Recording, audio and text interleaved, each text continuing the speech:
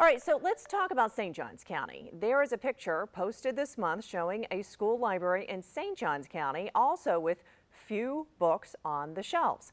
It has struck a chord with people on social media. But what's really going on in that picture, and where was that photo even taken? I checked into it.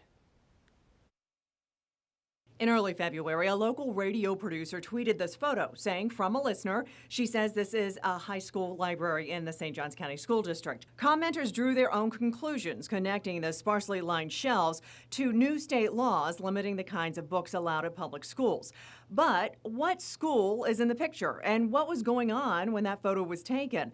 First Coast News has confirmed the photo shows the Creekside High School Library in St. Johns County, according to school district spokesperson Christina Upchurch and Carolyn Million, a librarian at a nearby high school. Million and Upchurch told First Coast News that the shelves had very few books on them because the school library was being reorganized. They said it is not because books were yanked off the shelves because of their content. In fact, after my inquiry, the school district had a school employee snap this photo of the library Friday, and the shelves are full. Million said that reorganization process is something school librarians routinely do to weed through books that have never been checked out or have become outdated.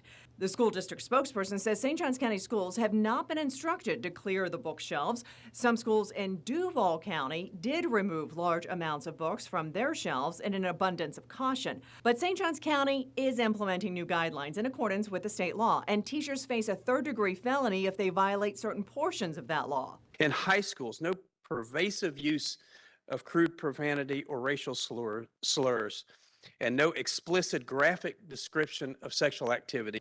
St. John's School Superintendent Tim Forson and a committee recently reviewed book objections that parents submitted and determined more than 20 books be removed. But the Teachers Union President Michelle Dillon said teachers are scared and are removing books from their own classroom shelves. Who's going to come and work under those conditions?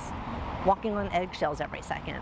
Can I read Pat the Bunny? Is that going to offend somebody? Well, as for this photo on social media, St. Johns County says the shelves were nearly bare, but aren't anymore.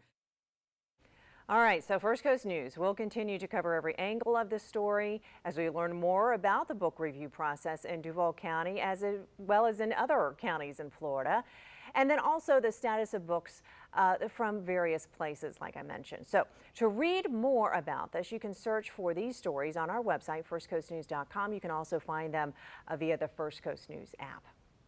And other news